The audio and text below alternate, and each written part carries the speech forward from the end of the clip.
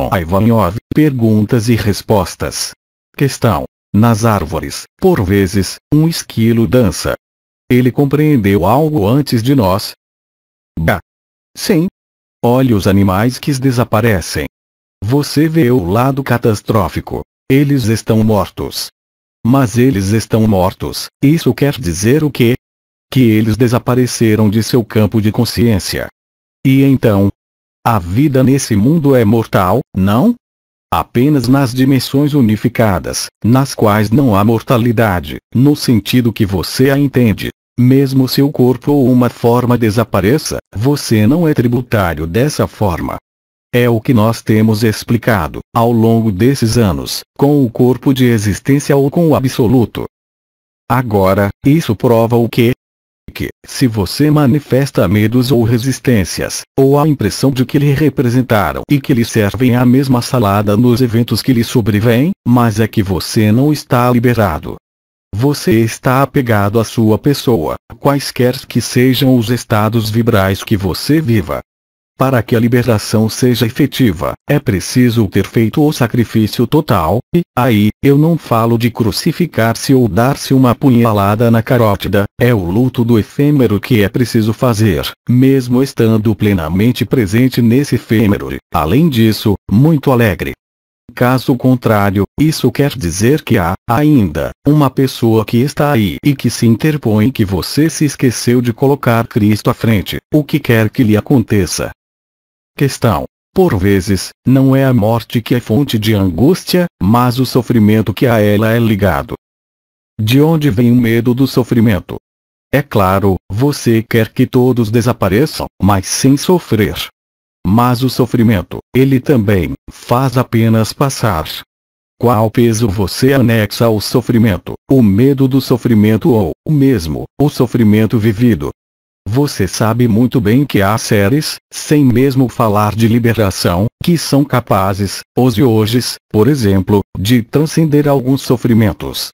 Porque, quando você diz que não tem medo de desaparecer, eu lembro de que o medo da morte é a única coisa que o mantém na vida.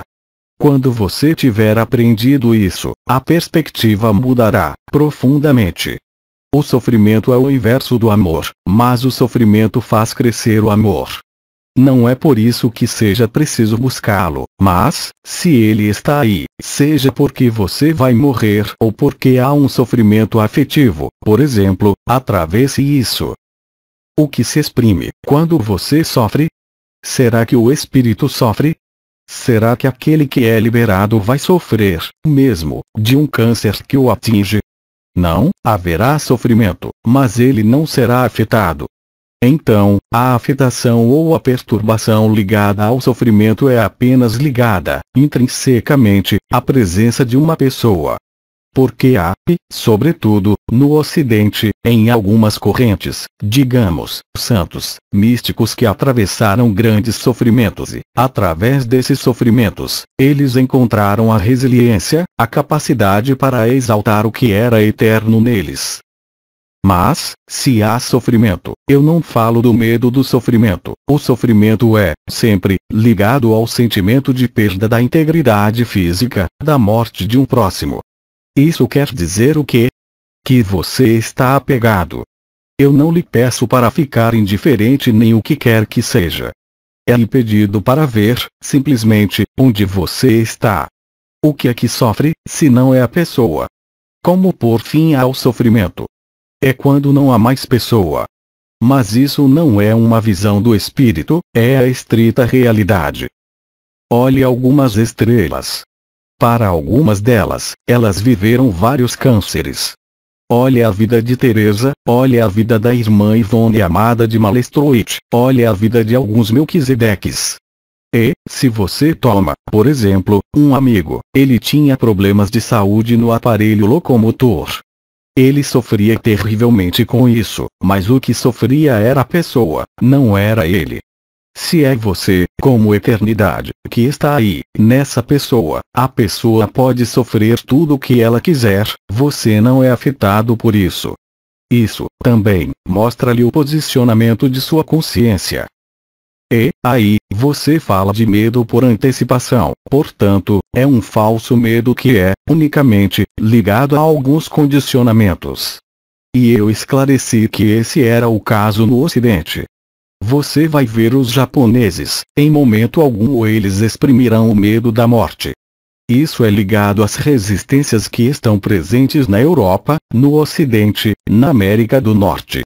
Mas, também, no Oriente, como no Meio Oriente, como no Extremo Oriente, como na Ásia, como na Indonésia, como na América Latina, a maior parte dos países, mas não há, absolutamente, as mesmas coisas.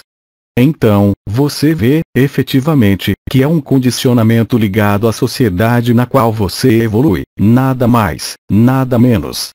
É a consequência direta do materialismo, uma vez que a religião do materialismo é, simplesmente, humanismo. O homem está colocado ao centro em sua humanidade encarnada, portanto, em seu aspecto puramente material. Portanto, o sofrimento é inerente ao efêmero. Porque o efêmero não reconhece a eternidade, você acredita que a borboleta vai morrer diante da lagarta que está dessecada? Absolutamente não. Então, por que você quer chorar pelo efêmero? Questão: eu não creio que se possa falar de chorar pelo efêmero. Mas o sofrimento é um choro. O sofrimento são choros que acontecem ao nível da alma. Questão: se eu sou liberado, efetivamente, não teria medo de partir nem de sofrer, mas, de momento, eu não sou liberado. Perfeitamente. Mas não se esqueça de que, antes disso, há os 3 dias de Maria, os 3 dias de trevas, e que esse sofrimento não existirá mais, porque ou você partiu, ou você permanece na eternidade, mesmo mantendo seu saco de carne, como dizia Bidi. Mas, aí, não há mais sofrimento, quando o corpo de eternidade está, inteiramente, revelado. Eu nem falo, mesmo, de liberação, mas esse face a face vive-se nesse momento.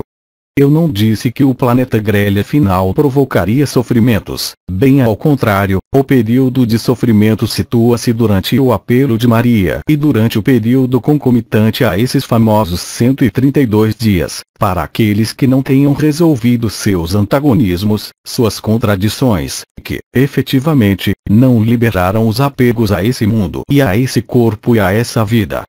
Eles preferiram a vida do efêmero à vida eterna. Mas eu garanto que o sofrimento não tem peso algum para aquele que sofre e que é liberado. Mas eu não falo da liberação que lhe é adquirida ao final, eu falo, mesmo, de hoje, será que você está liberado dos condicionamentos? Eu não falo dos liberados vivos. Mas será que você é, ainda, submetido ao seu mental, às suas emoções, ao seu corpo, aos seus desejos, aos seus gostos ou não? Todas as circunstâncias de sua vida atual, a partir da atribuição vibral até o apelo de Maria, elas estão aí, diante de você, para todo mundo. Lembre-se, felizes os simples de espírito. Isso quer dizer, também, que se você permanece na simplicidade, se você permanece alinhado, ou mais frequentemente, se você deixa vir a você o que se produz, permanecendo no coração e colocando Cristo à frente, nada pode acontecer de desagradável, mesmo se lhe cortem um braço ou a cabeça. Isso não tem qualquer espécie de importância. Isso não é uma negação da vida, é passar do efêmero ao eterno, nós repetimos isso sem parar. As circunstâncias da Terra, suas circunstâncias pessoais, ambas, são apenas a ilustração de seu estado. Então, agora, as coisas, para você, deveriam ser mais fáceis, porque você tem vivido vibrações, a ativação disso, daquilo, os circuitos novos do canal mariano, talvez, da onda de vida, talvez, unicamente, a coroa, talvez, unicamente, um triângulo ou, talvez, o grande todo do que havia a viver. Bem, agora, é preciso passar ao ato, não você, é preciso deixar desenrolar-se o plano de vida, e o plano de vida e de amor nada tem a ver com todas as leis da encarnação e da reencarnação.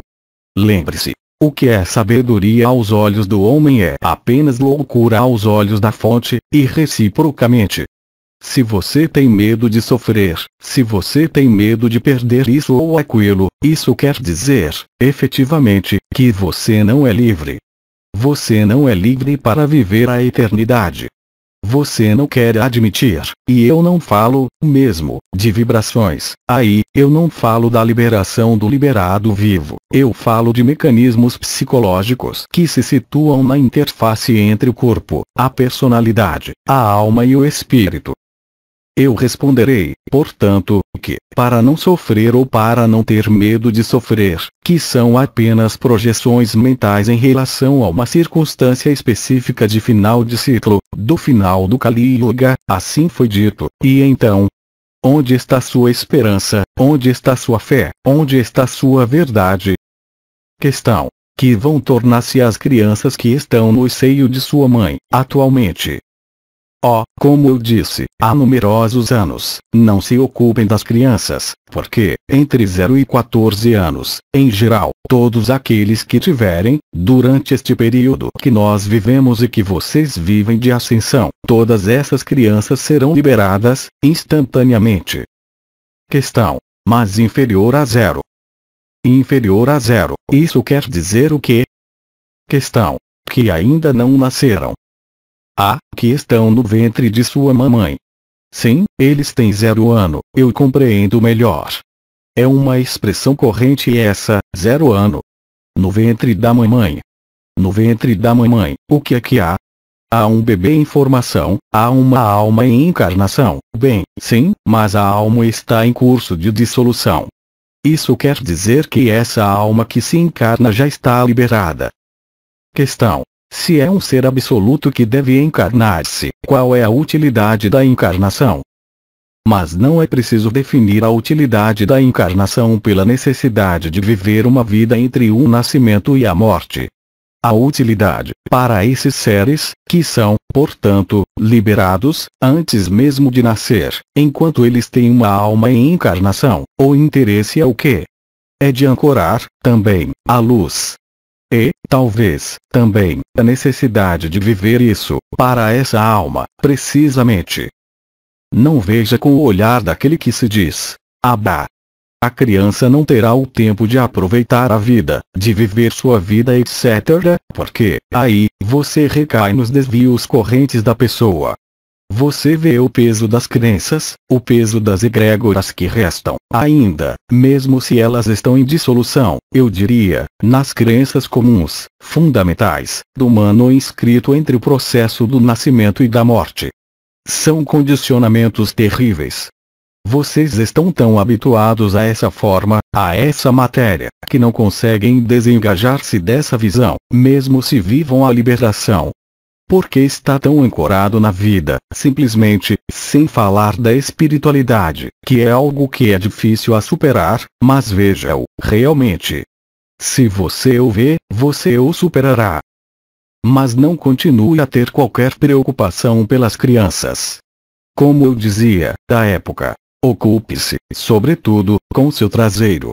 E é similar, quando você vê algo que o choca em uma situação ou em outra. Eu disse, é aquele que diz que é. Se isso lhe parece demasiado infantil, substitua por "eu me ocupo de meu traseiro." A cada um seu traseiro.